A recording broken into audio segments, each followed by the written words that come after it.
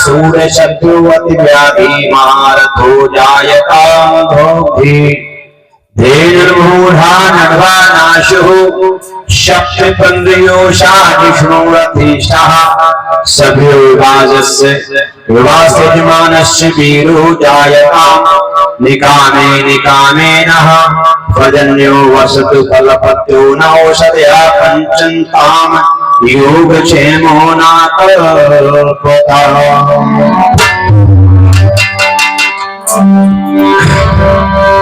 हे जगदीश दयालु ब्रह्म प्रभु सुनिए विनय हमारी। हो ब्राह्मण उत्पन्न देश में धर्म परम व्रतधारी।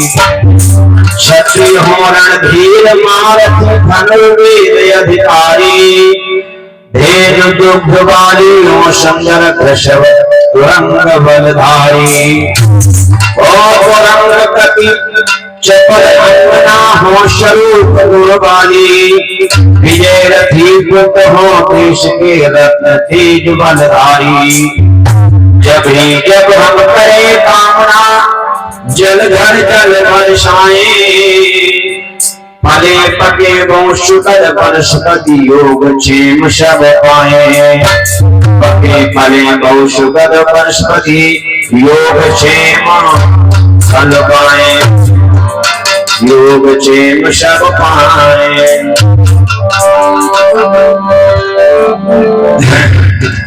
लगा जब आम डाली पर लगा जब आम डाली पर फटी छाती अनारों की। लगा जब आम डाली पर फटी छाती अनारों की। बिचारे लगे पछताने कि हमको कौन पूछेगा। बिचारे लगे पछताने कि हमको कौन पूछेगा। चढ़ा आकाश पर नरियल बड़ा है पेट में पानी। चढ़ा आकाश पर नरियल का धारण किए सर पर। पड़ा है पेट में पानी कि हमको कौन पूछेगा। पड़ा है पेट में पानी कि हमको कौन पूछेगा। सुनी जब याम की शरत पपीता पड़ गया पीला। सुनी जब याम की शरत पपीता पड़ गया पीला। लगा फांसी रहा लटका कि हमको कौन पूछेगा। लगा फांसी रहा लटका कि हमको कौन पूछेगा। बिचारे संतरे ने जब सुना यश गाने आमों का। बिचारे संतरे ने जब सुना यश गाने आमों का। इसी तरह से रह गया छोटा। बिचारे संतरे ने जब सुना यश गाने आमों का। तो दिल के टुकड़े हुए हजार कि हमको कौन पूछेगा। बढ़कर क्या करेंगे हम यही अंगूर ने सोचा। बढ़कर क्या करेंगे हम यही अंगूर ने सोचा। इसी से रह गया छोटा कि हमको कौन पूछेगा। इसी से रह गया छोटा कि हमको कौन पूछेगा। सुनी जब रानी सारत तो जल भुन रह गया जामुन। इसी से पड़ गया काला कि हमको कौन पूछेगा। इसी से पड़ गया तारा कि हमको कौन पूछेगा। फलों का राम राजा बन गया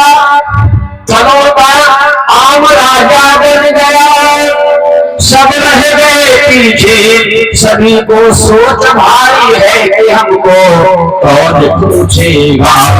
अंतिम लाइन पढ़िए, अच्छी लगे तो ताली से संकेत करना।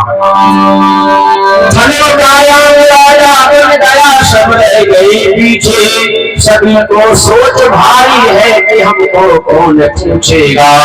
इसी तरह मैं दयानंद के विचारों का जब हुआ बढ़ना, इसी तरह से ईश्वर दयानंद के विचारों का जब सुना बढ़ना, विधर्मी रह गए पीछे कि हमको कौन पूछेगा। विधर्मी रह गए पीछे कि हमको कौन पूछेगा। अरे एक ऋषि की मारे तो कांच ढीली उल्टी हो गई थी, अब तो अनेक ऋषि के शिष्य सैनिक देश के अंदर पैदा हो रहे हैं। चिंता मत करें, कैसे टेंशन दो रहा हूं, केवल आप लोग साथ देने की तैयारी कर लीजिए बस। कि देशवासी हो जाते हमको पूरा शुक्र प्रभात है, निद्रा था वो आंखें खोलो अब देखो का रात है, अब देखो का रात है।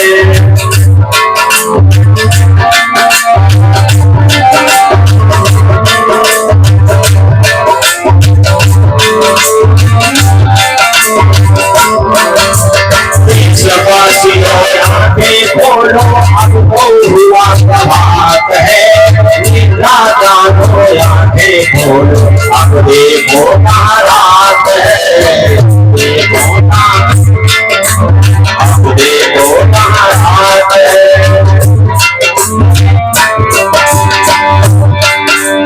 चारों देश के पहरेदारों देशद्रोहियों को मारो, चारों देश के पहरेदारों देशद्रोहियों को मारो। मेरी आवाज सुनाई दे रही, आप लोग भी गाइए, आइए अपने हृदय को ताक समझ कीजिए। चारों देश के पहरेदारों देशद्रोहियों को मारो, चारों देश के पहरेदारों देशद्रोहियों को मारो। रहे जो देश को पापी चुन चुन कर संधारो, रहे जो देश को पापी चुन चुन कर संधारो। शहीदों के तुम चमन के वाली, शहीदों के तुम चमन के वाली, सभी तुम्हारे हाथ है, निशा जागो अपने को हाथ है।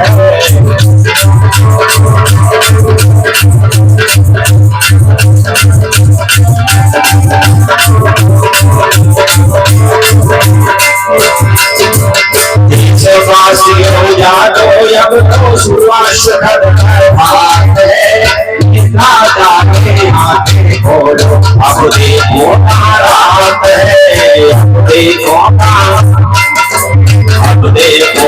रात है। देश के नेता हो जातो अब राष्ट्र सेवा में लागो, देश के नेता हो जातो अब राष्ट्र सेवा में लागो, देश के नेता हो जातो अब राष्ट्र सेवा में लागो।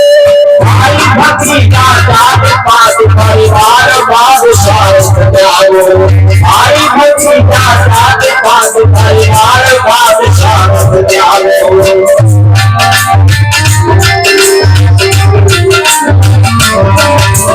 भाई भतीजा जात पात परिवार बाबू स्वास्थ्य त्यागो।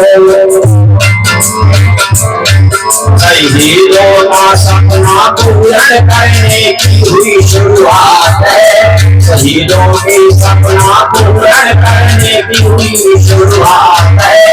निद्रा जागो आंखें खोलो अब देखो का रात है, देखो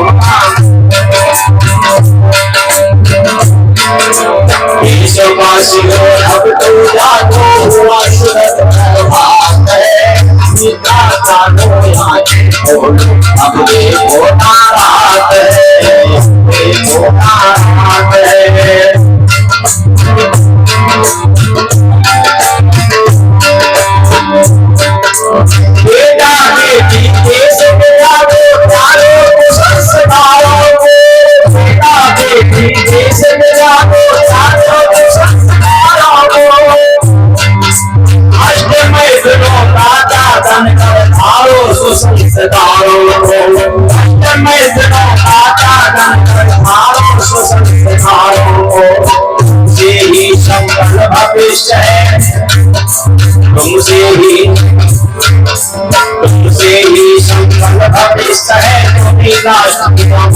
तुमसे ही संभल भविष्य तुम्हें निद्रा जागो भारत को फांसी अब देखो रात है, अब देखो रात है। निद्रा जागो आंखें खोलो शुभ प्रभात है, अब देखो रात है, अब देखो रात है।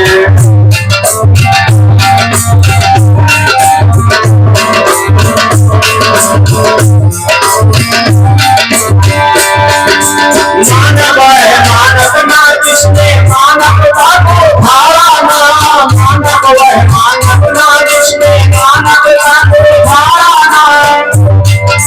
देश धर्म संस्कृति तीनों हित जिसने जीवन वारा ना, देश धर्म संस्कृति तीनों हित जिसने जीवन वारा ना। आवश्य कर्म नक्षपाल सभी को ज्ञात है, आवश्य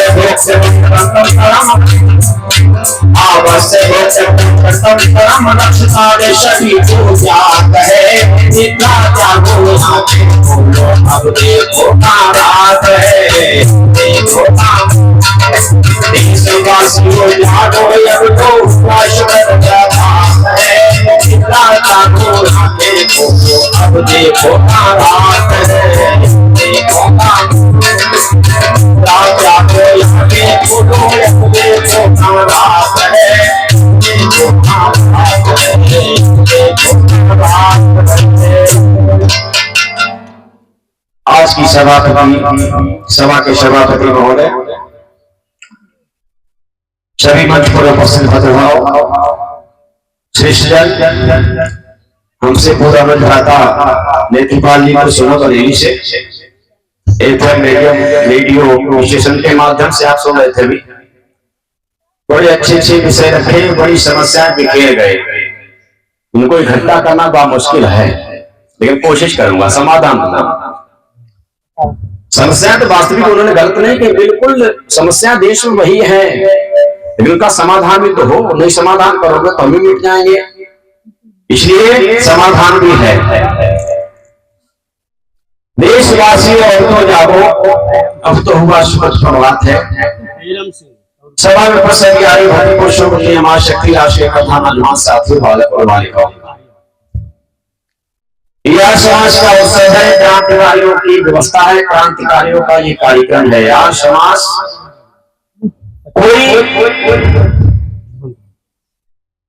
आज समाज कोई संस्था नहीं है, आज समाज कोई मत नहीं, आज समाज कोई पंथ नहीं है, आज समाज एक आंदोलन है। क्या है?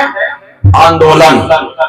आज समाज एक क्रांतिकारी सत्य का आंदोलन है, जो सारे संसार में सत्य की स्थापना करना चाहता है। इसके पीछे आज समाजियों का कोई निजी स्वार्थ नहीं है, केवल है स्वार्थ तो मानवता का स्वार्थ है। तो हम मानव हैं, तो मानव का कर्तव्य सृष्टि का संचालन करे। निर्माण करता परमपिता परमात्मा, और उस मानव सृष्टि का संचालन करने वाला मानव ही है।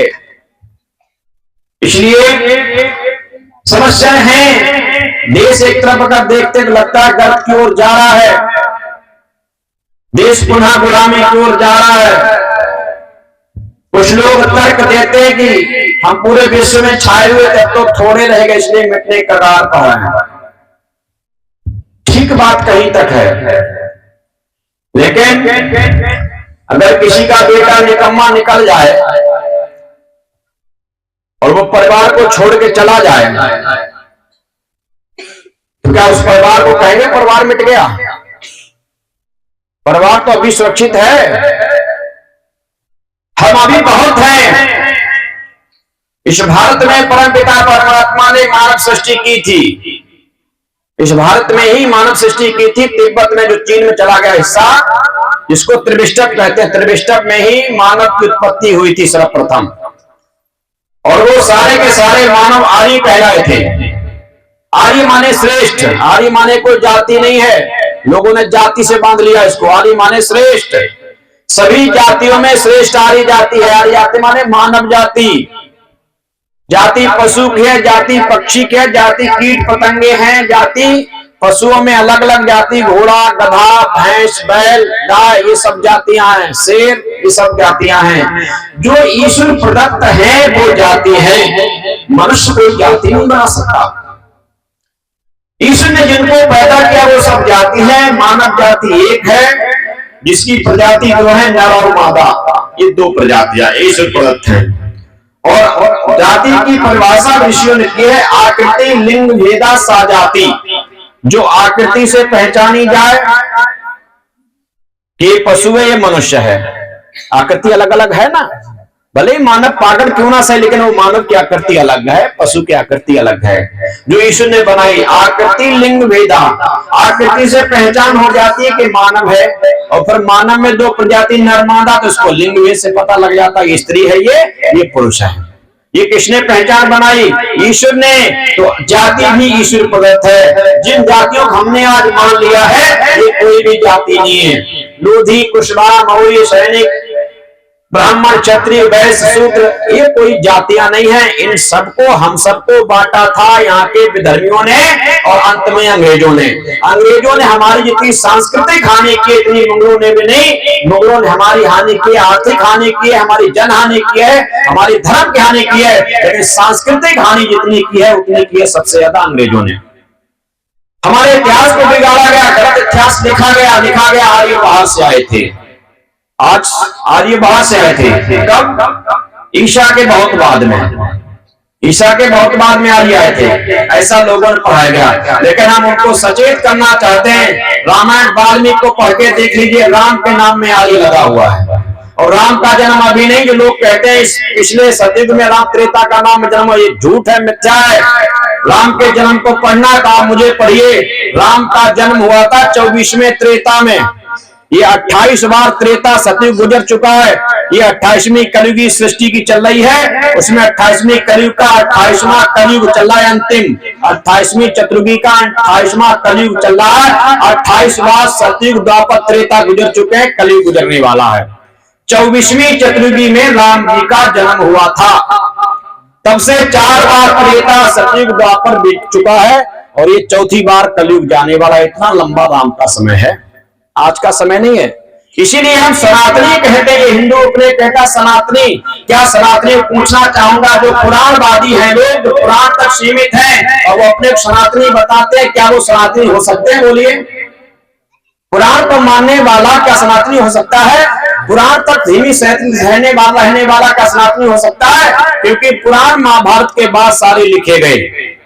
पुराण मुगलों के शासन लिखे गए, अधिकांश बौद्ध काल में लिखे गए। इससे पहले पुराण कोई था ही नहीं। तो 5000 वर्ष के बाद लिखा हो तो क्या सनातन 5 वर्ष का ही है? इससे पहले नहीं था। कि सनातनी तुम कैसे? तुमसे पहले भी लोग थे, सनातनी कैसे हो?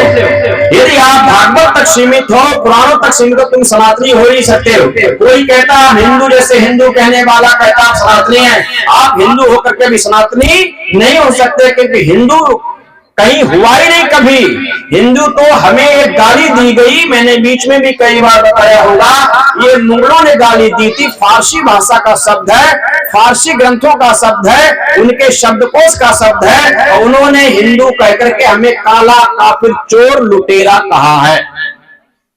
हमने उसको स्वीकार कर लिया। ये भी मुगल समय से ही हमको हिंदू शब्द मिला है। यदि हिंदू बनने के पश्चात हम एक सनातनी मानते हैं, तो क्या इससे पहले तुम्हारे पूर्वज नहीं थे? राम नहीं थे, कृष्ण नहीं थे, मनु आदि नहीं थे? क्या कैसे सनातनी हो सकते हो? सनातनी वही व्यक्ति हो सकता है, सनातन का अर्थ है पुराने से पुराना, जहां से धर्म भी ना प्रारंभ हुआ हो, जो धर्म से भी पहले जो संवत प्रारंभ हो गया हो, और उस संवत से जो धर्म की उत्पत्ति हुई हो, उस धर्म का नाम है सनातन धर्म। उसका पूरा नाम क्या है? ये सनातन कौन है? कौन, कहां से सनातन धर्म का ज्ञान हमें हुआ? ये हुआ वेद से।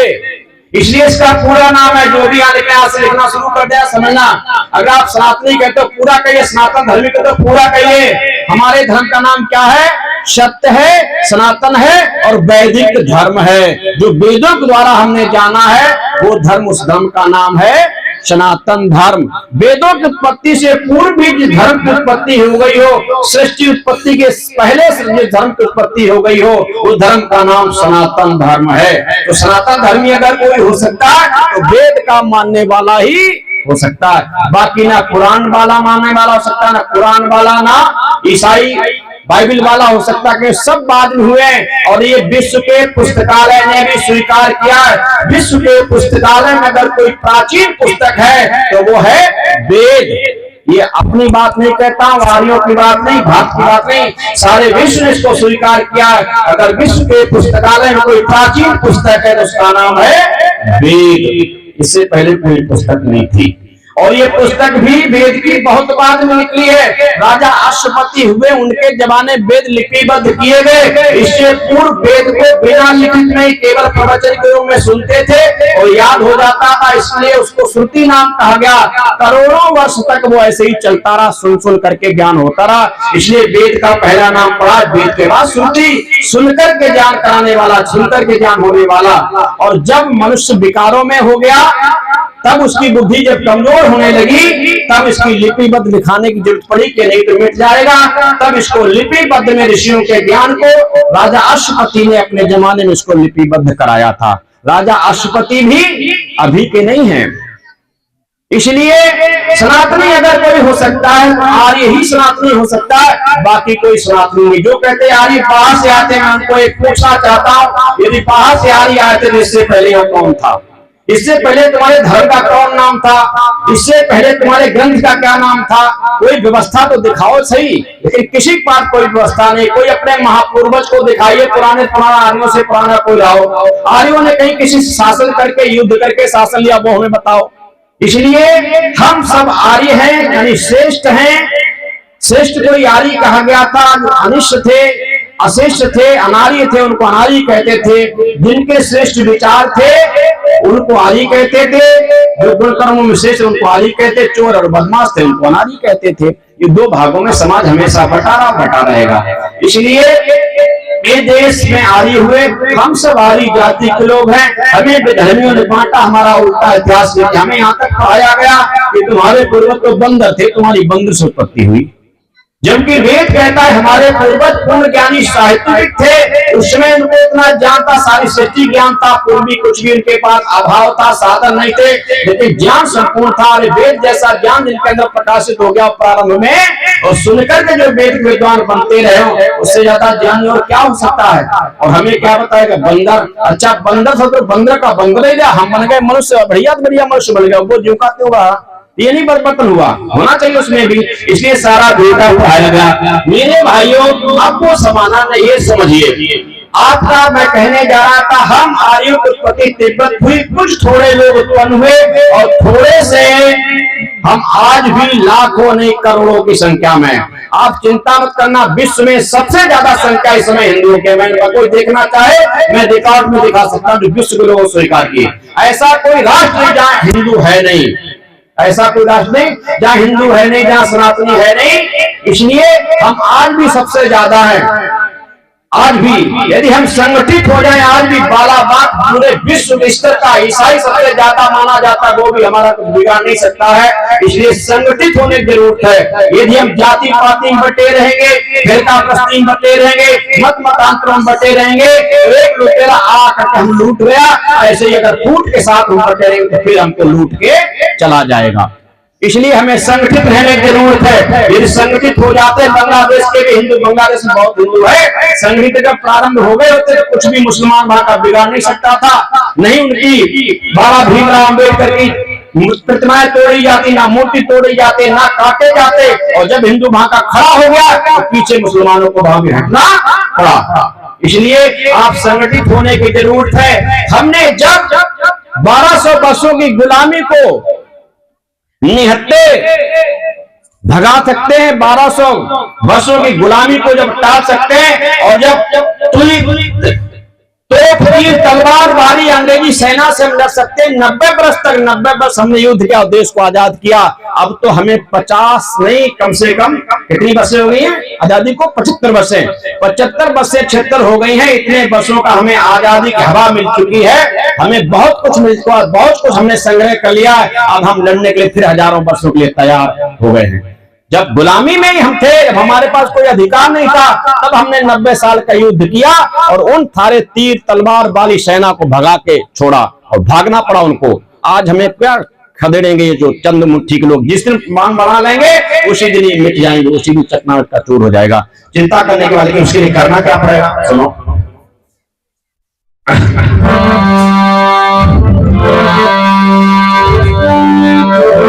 सबसे पहले आप अपने जोश को, अपने शाहिवान को, अपनी शक्ति पावर को समझना पड़ेगा। ऐसा साहित्य आपको पढ़ना पड़ेगा। आप स्वयं को पहचाने उस साहित्य क्या है जिसको पढ़कर के देश के क्रांतिकारी 85% लोग बने थे। चाहे भगत सिंह सही, चाहे ऊधम सिंह सही, चाहे ठाकुर रोशन सिंह सही, चाहे पंडित राम प्रसाद बिस्मिल सही, चाहे अशफाक उल्लाह क्यों ना सही, चाहे नेता सुभाष चंद्र बोस क्यों ना सही, ये सारे के सारे ऐसे साहित्य का पठन पाठन किया तब जाकर देश की आजादी के लिए आगे बढ़े। इसलिए कहा गया क्या समस्या समाधान इसके बाद और वही समस्या समाधान देंगे। अपने बच्चों के इस ग्रंथ को जब पढ़ाना शुरू कर दोगे तो आपके बच्चे कभी भी किसी भी विधर्मी के सामने नतमस्तक नहीं होंगे। सबके पास एक एक प्रश्न का उत्तर होगा कि हमारा धर्म क्या है, हमारा ईश्वर कैसा, सब जान जाएंगे सब कुछ।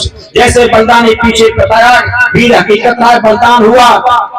फतेह सिंह जोरावर सिंह छोटे छोटे बालक जिंदा दीवारों चल गए, अपने धर्म का नहीं त्यागा, क्यों? उनको अपने धर्म का ज्ञान था। इसलिए अपने बच्चों को जब धर्म का ज्ञान करा दोगे ये भी धर्म के अधीन हो जाएंगे कि उनको धर्म का ज्ञान होना तब। तो कैसे धर्म का ज्ञान होगा? सुनिए, सभी समस्याओं का यदि तुम समाधान पाना चाहो और पढ़ो महर्षि दयानंद का अमर ग्रंथ पढ़ो महर्षि दयानंद अमर ग्रंथ। सभी समस्याओं का यदि समाधान पाना चाहो महर्षि दयानंद अमर ग्रंथ प्रकाश ओ महर्षि।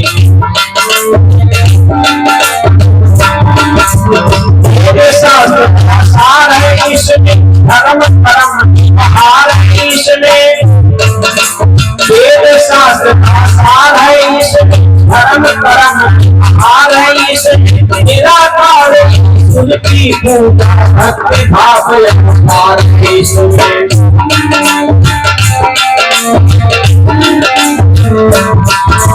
निराकार उनकी पूजा भक्ति भाव अवतार है इसमें। ये है ऐसा गुरु जिसने पूज उठे आता पढ़ो महर्षि दयानंद का अमर ग्रंथ सभी समस्याओं का यदि तुम समाधान पाना चाहो पढ़ो महर्षि दयानंद का अमर ग्रंथ प्रकाश ओ महर्षि। दंभ के पर्दे फट जाते हैं, कहने के बाद फट जाते हैं। उसको पढ़ने से सारी समस्याएं, सारे बहन, सारी शंकाएं मिट जाती हैं। दंभ के पर्दे फट जाते हैं, कहने के बाद फट जाते हैं। अनबुद्धि रोशन हो जाए थोड़े अंधेरे हट जाते हैं। बुद्धि रोशन हो जाए थोड़े अंधेरे हट जाते हैं। सभी अंधविश्वासों खंडों का हो सब जाना पढ़ो महर्षि दयानंद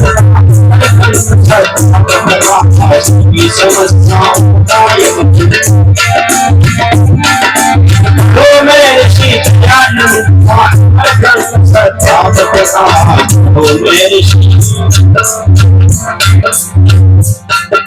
दिल का दरवाजा खुल जाएगा, हर दरवाजा खुल जाएगा। दिल का दरवाजा खुल जाएगा, हर दरवाजा खुल जाएगा। पुण्य पाप सत्य झूठ सब धर्म खुल जाएगा। अन्य पाप या सत्य झूठ उस धर्म तला पर खुल जाएगा। वैदिक दर्शन क्या कहता है, अगर सत्य की तुम्हें तलाश हो मैं ऋषि दयानंद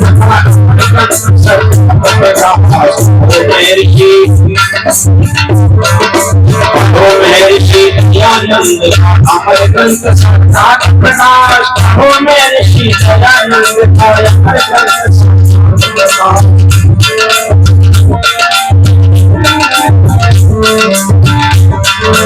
कायरता देता है जीवन सच कर देता है, कायरता तो हर लेता है जीवन सच्ची कर देता है। माया कल्प करे सब जग का चमत्कार कर देता है, माया कल्प करे सब का ये चमत्कार कर देता है। मुर्दा दिल भी उठता है फिर ना होता कभी हताश, करो मेरे श्री दयानंद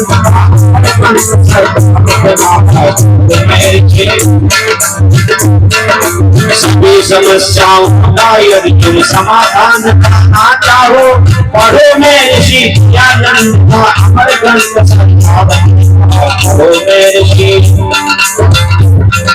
हंसते मुस्कुराते देखे हैं दिलों से टकराते देखे हैं, हंसते मुस्कुराते देखे हैं दिलों से टकराते देखे हैं। हमने इसके पढ़ने वाले फांसी पर जाते देखे हैं, हंसते फांसी चले गए जिसे को पढ़ा।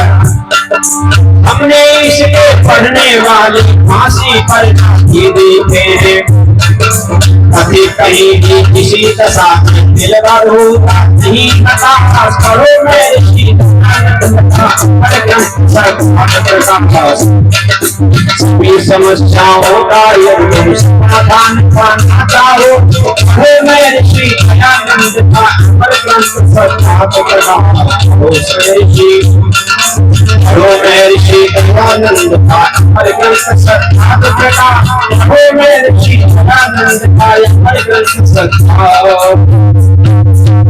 भगत सिंह ने सत्याप्रकाश पढ़ा था, राम प्रसाद सैदापुर की आप समाज में बने थे, वहीं पले थे, वहीं पुरोहित बने थे। आप समाज टाउनहाल सैदापुर का क्रांतिकारियों की शरण स्त्री रहा है। राम प्रसाद अस्पाक ओझला ठाकुर रोशन सिंह ये क्रांतिकारियों के अग्रणी सैनिक सेना नायक रहे। भगत सिंह की फांसी मिल गई और सुबह फांसी लगने वाली कल है। जज ने सिपाही को भेजा, देखो आज उसकी सुबह फांसी होगी। 4 बजे भेजा उसने कि देखो भगत सिंह क्या कर रहा, किस दशा में है, आज उसकी फांसी लगने वाली है। ऐसा नहीं फांसी से पहले फांसी खा के मर जा। एक सिपाही गया जेल की उस कमरे की तरफ जिसमें भगत सिंह बंद थे, तो भगत सिंह को देखता है तो भगत सिंह दंड बैठक कसरत कर रहे थे, दंड बैठे कसरत कर रहे। सिपाही ने देखा वो तो धक्का वक्का रह गया, इसकी फांसी कुछ घंटों बाद होने वाली है, वो दंड बैठक कसरत कर रहा है, इसका मतलब जेल से निकलने की तो कोई योजना नहीं बना रहा है। वापस गया जेल से कहा महाराज भगत सिंह को दंड बैठक कसरत कर रहा बहुत जबरदस्त तरीके से। अच्छा, जेलर को नहीं शांति, उसने कहा चलो मैं भी देखता हूं। जेलर भी गया, जेलर ने देखा और जेलर ने देखा तो जेलर ने भी देखा तो भगत सिंह दंड बैठक कसरत कर रहा है। जेलर ने पूछ लिया है भगत सिंह तू दंड बैठे कसरत कर रहा है, तुझे पता नहीं आज तेरी फांसी होने वाली, फांसी लगने वाली है। जेलर भगत सिंह का अच्छी प्रकार ज्ञात है आज मुझे फांसी होने वाली है, फिर तू दंड बैठक किस लिए कर रहा है? बोला कि दंड बैठक इसलिए कर रहा हूं अंतमति सुगति, ऐसा हमारे शास्त्र कहते हैं जब व्यक्ति खत्म होता है जैसी बुद्धि उसमें बना के जाता वैसा अगला जीवन उसका बनता। हम दंड बैठक इसलिए कर रहे हैं अच्छे स्वास्थ्य की कामना करके संसार से जाना चाहते हैं, जिससे फिर पहलवान बने, फिर क्रांतिकारी बने और तुम फरंगियों को भगाने का काम पुनः भारत से करें, इसलिए हम दंड बैठक कसरत कर रहे हैं। जेलर बोला अरे भगत सिंह तुझको ये प्रेरणा किससे मिली? मरते समय भी तेरे चेहरे पे तिल मात्र भी शिकन नहीं है, उत्साह से भरपूर है। ये प्रेरणा तुझे कहां से मिली? तेरा प्रेरणा स्रोत कौन है? तेरा गुरु कौन है? कवि ने बड़ी सुंदर लाइनों में लिखा है, दो लाइनें केवल कहता हूं। भगत सिंह कहता, सुन जब तूने मेरा प्रेरणा स्रोत पूछ लिया तो सुन मेरा प्रेरणा स्रोत कौन है। कि जिनसे मुझको मिली प्रेरणा, जिनसे मुझको मिली प्रेरणा, उनके दर्शन किए नहीं। और भाई मेरा दुर्भाग्य दयानंद ज्यादा दिन तक किए नहीं।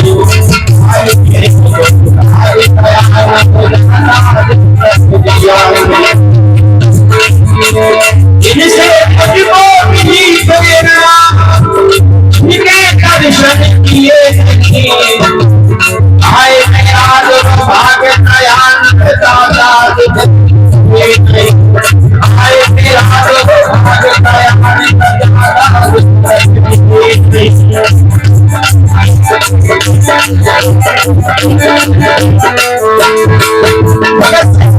जिनसे मुझे प्रेरणा मिली वो संसार से पहले ही चले गए थे। मैंने उनका प्रत्यक्ष दर्शन नहीं कर पाया, केवल उनका साहित्य लिखा, उनका दर्शन किया है मैंने साहित्य के माध्यम से। यदि उनका दर्शन मुझे हो जाता तो अभी तक भारत से कब के गायब हो चुके होते। मेरा प्रेरणा स्रोत महर्षि दीनदयानंद सरस्वती थे, उनसे मुझे प्रेरणा मिली है।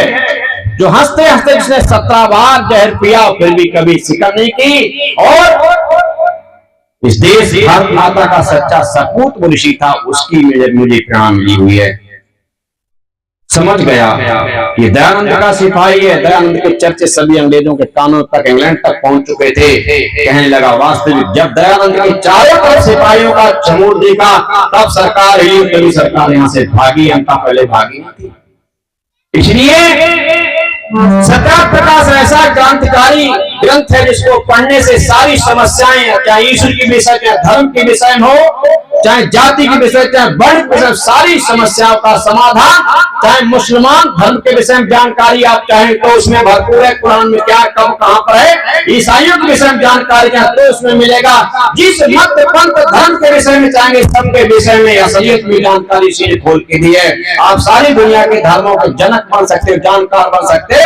आपके छोटे छोटे बच्चे भी आपके अपने धर्म की जानकारी साथ अन्य धर्म विरोधियों के भी जानकार हो सकते हैं। फटाक से अपनी बात बताएं, दूसरे को जवाब भी देंगे, आपके परफेक्ट होंगे सत्याग्रह पढ़ने से। आप इसमें सौभाग्यशाली हो। हमारे मंत्री जी पीछे बैठे ने पहले बताया था, सत्याग्रह प्रकाश का आज समाज आरबी दल की तरफ से राष्ट्रीय अंतरराष्ट्रीय प्रतियोगिता होने जा रही है। इसका अगस्त में परीक्षण होगा। अभी बच्चों को आप पढ़ाएं, कक्षा 6 से लेकर 8 तक और 12 तक के बच्चे पढ़ सकते हैं उसको। उसकी कोई भी पढ़ सकता है, कोई भी पढ़ सकता है, उसमें भाग ले सकता है। और उसका परीक्षा होगी लिखित, आपके यहाँ प्रश्न पत्र आ जाएगा, उसमें क्वेश्चन मार्का करेंगे और जिसको फर्स्ट आएंगे उनके लिए 4000 से भी ज्यादा पुरस्कार हैं। 4 व्हीलर गाड़ी है, मोटरसाइकिल है। सत्याग्रह प्रकाश का स्वाध्याय भी आपका बच्चा करेगा, सत्याग्रह प्रकाश का विद्वान भी हो जाएगा, अपने धर्म का विद्वान भी हो जाएगा और साथ वो अंतर्राष्ट्रीय मंच से सम्मानित भी हो सकता है जिसका अच्छा नंबर आया। ये आपके बच्चों को ऊर्जा करने का काम किया जा रहा है आज समाज की तरफ से। आप ऐसे आज समाज को ताली बजाकर स्वागत करें। कोई नहीं कर सकता इस तरीके से आपके बच्चों को नपुंसक तो बनाया जा सकता है, लेकिन इस तरीके से धर्म के लिए, देश के लिए खड़ा नहीं कर सकता। इसलिए ज्ञान की तरफ खड़ा नहीं कर सकता, इसलिए आप समाज। वरना यदि आपने ऐसा नहीं किया तो क्या होगा? वरना स्थिति बद से बदतर होगी पुनः। अभी आप जागे नहीं, अभी भी जाति मत धर्म ग्रंथ के चक्कर पड़े रहे तो समझ लीजिए फिर दशा होने वाली है। वरना स्थिति बद से बद होगी पुनः, धनवान निर्धन बचे, ज्ञानी ज्ञानी नहीं। जाति के मत पंथ के डर से दयानंद की बात बाकी नहीं।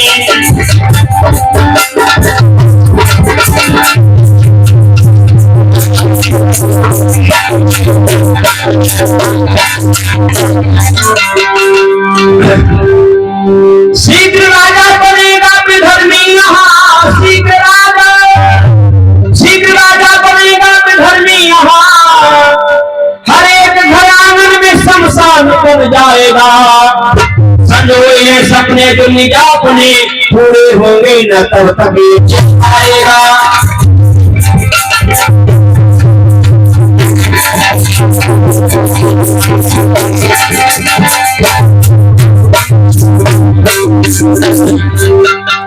बचेगा कौन कौन मर जाएगा, इस पर होगा उचित कुछ भी कहना नहीं। मिलेंगे जहरीले भयानक जख्म, जिसकी पीड़ा से कोई बेरहम नहीं।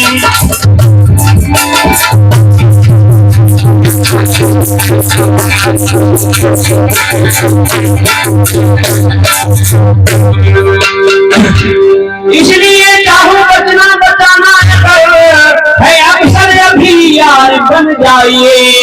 त्याग कर सत्य मत पंथ पाखंड को, वेद मार्ग को साहस आइए।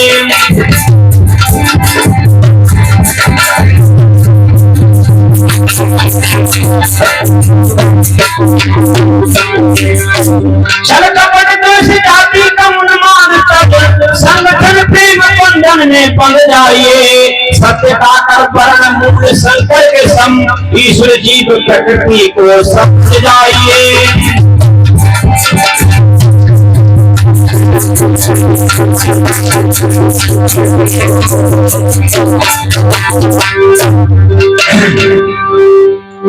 बच्चों को विदेशी कुसंस्कारों से बचा, वैदिक शिक्षा व संस्कार दिलवाइए। बच्चों को विदेशी कुसंस्कारों से बचा, वैदिक शिक्षा व संस्कार दिलवाइए। गुरुकुल भेज कर प्रभु राष्ट्र भक्ति में रंग, धर्म संस्कृति की रक्षा को करवाइए।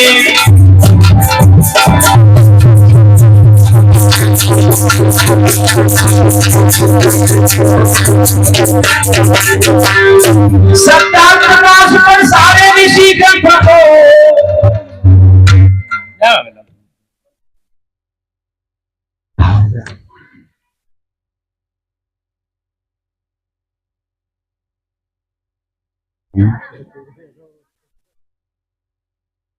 कहाँ हो गया सोलिए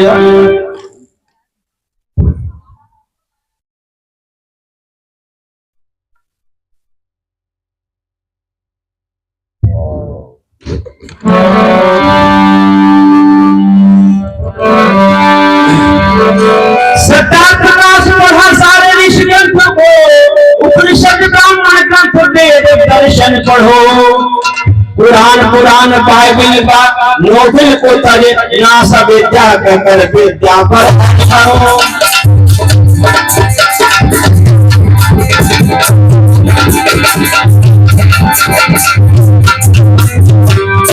हर नगर गांव घर,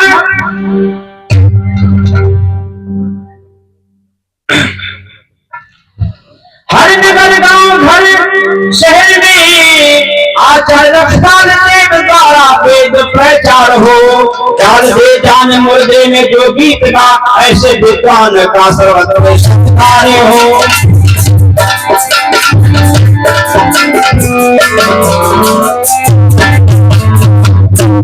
इसलिए हम आज समाज को समझें और आर्य बने। आर्य क्यों बने, इसमें विचार करना। इसमें हिंदू शासन है, हिंदू राष्ट्र है नहीं, लेकिन व्यवस्था सब हिंदू व्यवस्था है नहीं। भले घोषित नहीं है, लेकिन आपके लिए व्यवस्था सब हिंदू व्यवस्था है। आप हिंदू बनना चाहेंगे या आर्य बनना चाहेंगे? हिंदू क्यों? हिंदुओं में वर्ण व्यवस्था है जन्म के आधार पर। हिंदुओं में वर्ण व्यवस्था है जन्म के आधार पर। जन्म से ठाकुर हैं, जन्म से ब्राह्मण है, जन्म से वैश्य है, जन्म से ही शूद्र हैं। जन्म व्यवस्था में चाहे शूद्र के घर में कितना ही बड़ा विद्वान ब्राह्मण का भी ब्राह्मण चाहे उत्पन्न हो जाए, क्या उसको कोई ब्राह्मण मानेगा? बोलो, मानेगा या मानता है? नहीं मानता। शूद्रों के घर में या आपके घर में बैकवर्ड में कोई क्षत्रिय पैदा हो जाए, क्षत्रियों से भी महाक्षत्रिय हो जाए राष्ट्र का रक्षक, क्या उसे क्षत्रिय होने की मान्यता मिलेगी? नहीं मिलेगी ना मिलेगी। आप चाहे व्यापार में कितने भी आगे हो जाए, कितने बढ़ जाए, क्या आपको वैश्य बनने की क्या है मान्यता? नहीं ना। और जो जन्म से बनते हैं ब्राह्मण के घर में चाहे मूर्ख क्यों ना पैदा हो जाए, चाहे मूर्ख का मूर्ख ही क्यों ना रहे, अंगूठा चाप भट्टाचारी कुछ भी ना आता हो, लेकिन वो जन्म व्यवस्था के आधार पर वो ब्राह्मण माना जाता है नहीं माना जाता? बोलो, माना जाएगा, माना जा रहा है। इसमें देश उन्नति करेगा कि अवनति करेगा? जहां जाति आधार पर योग्य लोगों का तिरस्कार हो, योग्य लोगों का वर्ण में चयन ना हो, अयोग्य लोगों का चयन हो रहा हो, तो देश उन्नति करेगा व्यवस्था की अवनति करेगा? बोलो, अवनति करेगा ना। अयोग्यों का चयन ना हो करके योग्यों का चयन होना चाहिए, चाहे वो किसी वर्ण में कहीं भी पैदा क्यों ना हो। यदि ब्राह्मण के अनुकूल विद्यावान है, ब्राह्मण के गुण कर्म 6 विशेष हैं, यज्ञ करना, यज्ञ कराना, दान लेना, दान देना और वेद पढ़ना और पढ़ाना, अर्थात ज्ञान लेना और ज्ञान देना। जो ज्ञानी हो जाए मुख के समान, मुख ब्राह्मण जैसा ये मुख है, इस मुख के जैसा गुण कर्म जिसमें आ जाए वो ब्राह्मण है। वो चाहे कहीं पैदा हुआ उससे कोई फर्क नहीं पड़ता। मुख जैसा ब्राह्मण कैसा? जैसे तपस्वी मुख है। हमें सर्दी लग रही, सारे कपड़े कसे, क्या मुखौटा हमारा बंधा? ये खुला है ना, सबका खुला है, इसको सर्दी लग रही क्या?